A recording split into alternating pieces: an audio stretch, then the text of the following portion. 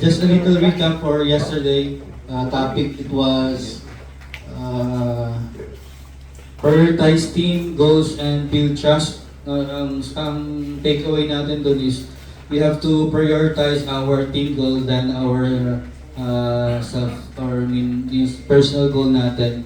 And then we should build starting this month yung trust. We start building our trust each other. Okay? Yun yung takeaway natin doon. Then ang next topic natin is namatay. Effective teammates are reliable. So teammates should be reliability as a team member that ma-practice din natin yan. And then house rules again, house rules natin when we are having our course viewing here. Please focus and concentrate because this only takes 3 minutes and 32 seconds. Okay? Okay, I'll play. If you had to choose between a performer who was absolutely stellar but inconsistent, or a performer who was strong, consistent, and reliable, which would you choose? When it comes to teamwork, there's no question. Reliability is crucial. Knowing you can rely on a teammate is critical for establishing and maintaining trust within a team. The progress of a team's effort can easily get derailed when one person doesn't do their part. To demonstrate you're a reliable teammate, you should keep your commitments, deliver results, and consistently communicate key status updates.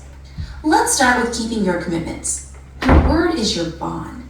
Whenever you can, make sure you're consistently doing the things you say you'll do, even when you don't think people are paying attention. You'd be surprised what people notice but don't comment about. If you make promises that you don't keep, you'll quickly get the reputation for being a teammate that can't be relied on. So, if you agree to a standing weekly meeting at 7 a.m., make sure you're ready to go at 7 on those mornings.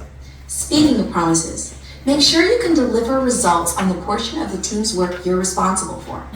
I like to advise people to under-promise and over-deliver. What I mean by this is, set a realistic goal and make sure you can deliver on that. Then, if you can do more, your teammates will be delighted. On the other hand, if you initially commit to a lofty goal and fall short, you'll disappoint the team.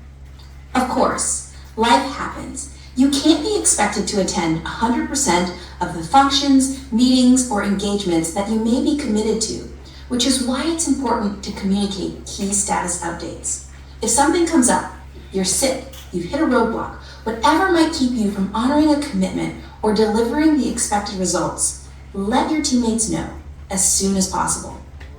The more advance notice you can give, the better. This allows time for everyone to adjust their expectations or the workload when necessary. When you don't communicate, people often assume the worst. Even if you're regularly a strong performer, they remember the times when you've let the team down.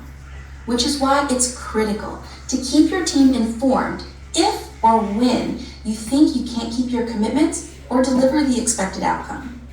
Now, people are much more forgiving if you don't communicate positive news. In fact, they often don't mind at all.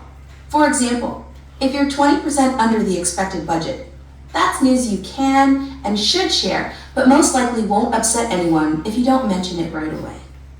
On the other hand, if you know you're going to be 20% over the projected budget, this is information you want to loop everyone into as soon as you can. You may be tempted to keep bad news to yourself with the hope that you can resolve the issue before anyone notices it was even a problem. I'd be careful about this because it's a very risky approach. High-performing teams need reliable and consistent performers. You'll build your reputation as an effective teammate if you remember to keep your commitments, deliver results, and keep your teammates in the loop when things change by communicating key status updates.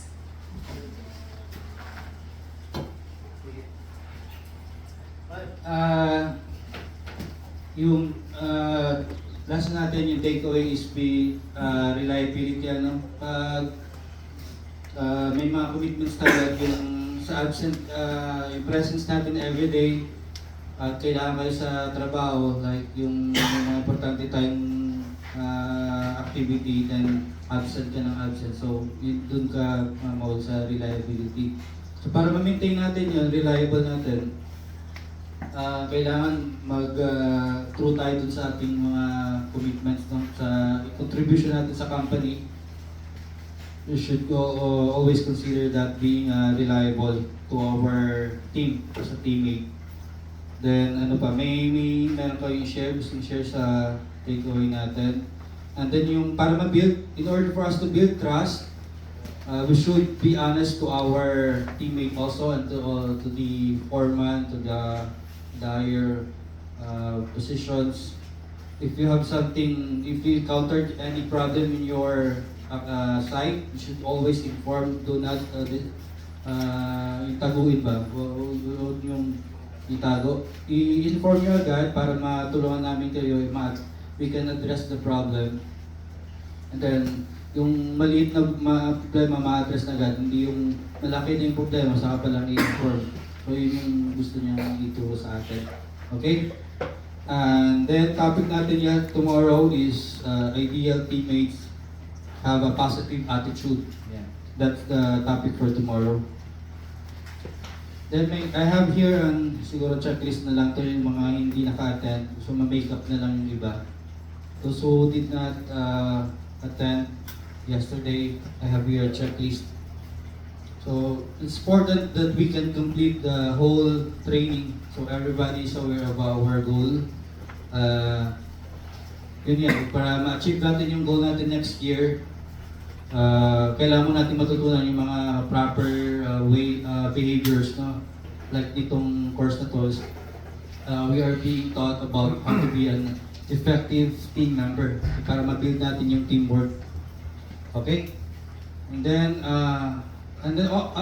pala, ina-acknowledge ko lang yung accomplishment ni Ray Martin dun sa group nila, yung trabaho namin sa Meco doon na approve na kahapon. Yung customer natin si contented naman siya, tsaka happy siya sa performance ng ating trabaho doon. So, pwede ba bigyan ng I just want to say something that's just got me. So the guys that helped me there, you know, these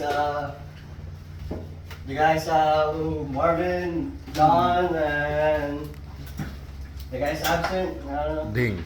And Ding. There you go. So, it's a good start for us sa ating goal na yun.